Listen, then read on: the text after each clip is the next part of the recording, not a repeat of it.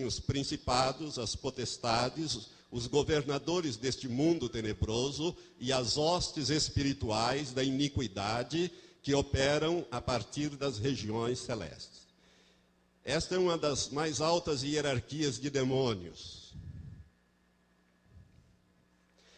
E esta hoste, ou este exército, então eu quero que você entenda, são hostes, portanto são vários exércitos.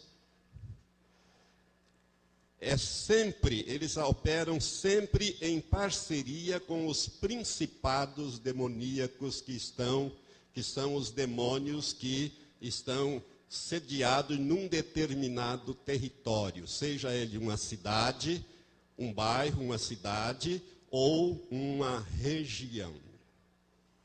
Então, esses principados demoníacos que governam essas cidades, essas regiões, eles operam junto, ou seja, o espírito de Jezabel, essa hoste espiritual da iniquidade, opera junto com esses principados, né? Os principados, então, atuam em conjunto com estas hostes espirituais da iniquidade, né? E esses principados, eles são maiores ou menores, né? E assim, o espírito de Jezabel, ele pode atuar ou agir sobre nações, sobre igrejas e sobre pessoas.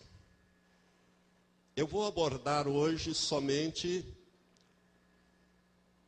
a ação deles em relação às pessoas, nem às nações e nem às igrejas, mas vou abordar em relação às pessoas.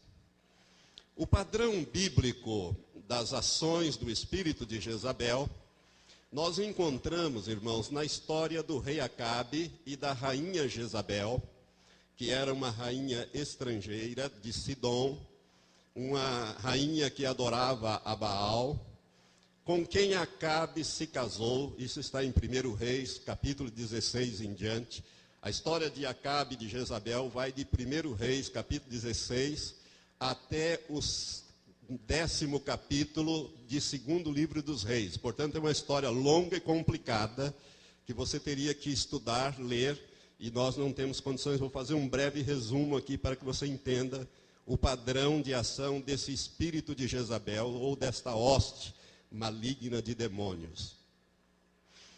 O rei Acabe, ele casou-se com a rainha Jezabel, que trouxe para Israel todo o culto de Baal, a ponto deles terem introduzido no templo de Deus, no templo construído por Salomão, eles introduziram um altar a Baal. E Jezabel era uma mulher, e o seu nome significa descasada.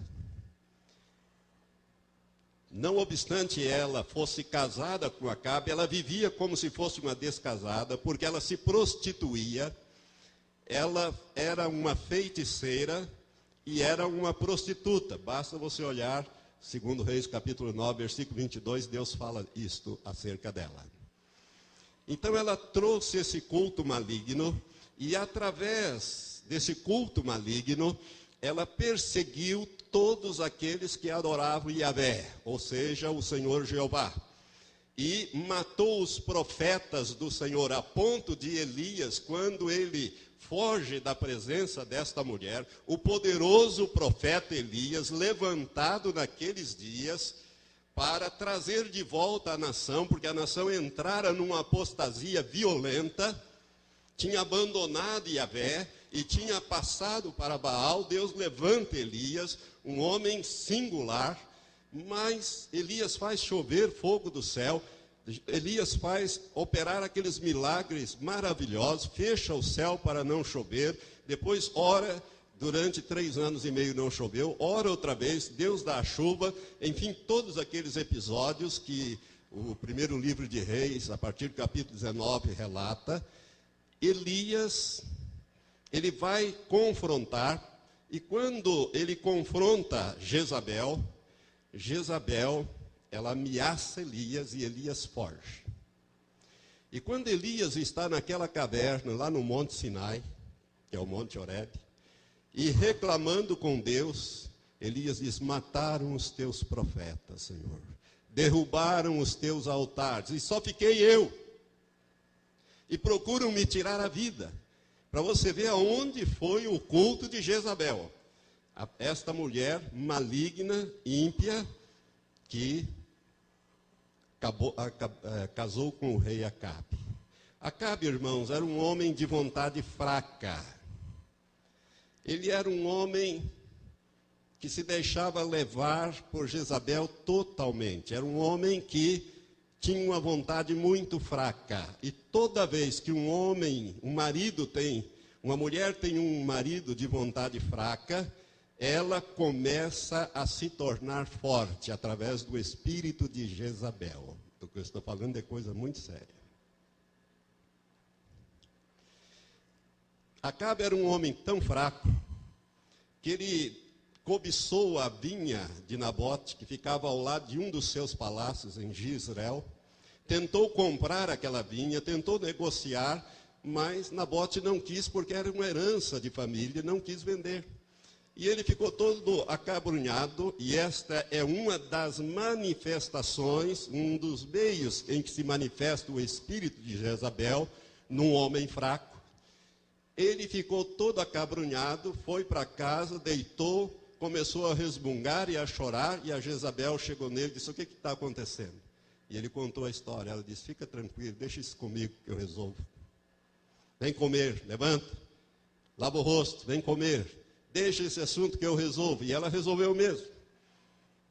Ela mandou forjar, escreveu cartas aos líderes do lugar onde morava Nabote, que era o dono da vinha, e mandou que eles proclamassem um jejum. Primeiro dá um aspecto de religiosidade, de coisa de Deus. E arrumasse 2 falsas testemunhas que testemunhassem contra Nabote, que ele tinha blasfemado contra o Deus de Israel e contra o rei de Israel, e que depois ele fosse condenado e apedrejado, como exatamente aconteceu. E depois disso, então, o rei tinha o direito legal, porque ele tinha blasfemado contra o rei e contra Deus, de tomar posse daquela herança. Isso aconteceu. Mas veja bem que Acabe era um homem de vontade fraca. E sendo um homem de vontade fraca, ele fazia-se de vítima para conseguir o que queria. Isto é uma clara manifestação do espírito de Jezabel. E ele casou-se então com uma mulher de vontade forte, que manipulava, seduzia, ameaçava e matava a qualquer que lhe fizesse oposição. E um espírito de Jezabel, fraco, alimentava o outro forte. Eles se dão muito bem. Um alimenta o outro. O que não pode é 2 fortes ou 2 fracos. Mas quando um é fraco, o outro é forte, um alimenta o outro. É o espírito de Jezabel atuando nos dois. E aí forma uma simbiose, um casamento perfeito. Porque um vai fazendo a vontade que o outro quer.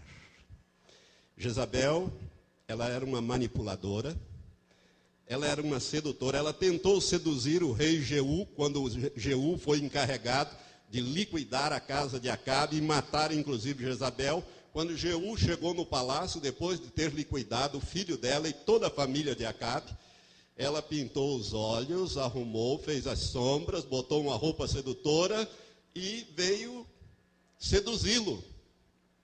E ele olhou para cima, o palácio tinha uma certa altura, e ela falou com ele, e ele gritou de lá: tem alguém aí com ela? Apareceram 3 ou 4 eunucos, ele disse: joga essa infeliz para baixo. E eles jogaram-na, e ele passou com uma carruagem de ferro em cima dela, e acabou com ela. Depois ele foi comer, beber. Depois de comer e de beber ali naquele palácio, ele mandou os servos irem sepultá-la. Ele diz: vai lá e sepulte aquela desgraçada, ele usou essa expressão, porque afinal ela é filha de um rei, e é uma rainha. E quando os servos foram sepultá-la, não acharam nada, a não ser a caveira e um pedaço da mão, porque os cães tinham comido a Jezabel. Como Deus havia falado para Elias que ia executar esse tipo de juízo, e Deus falou isto para Elias, e Elias transmitiu a Acabe, que transmitiu a Jezabel.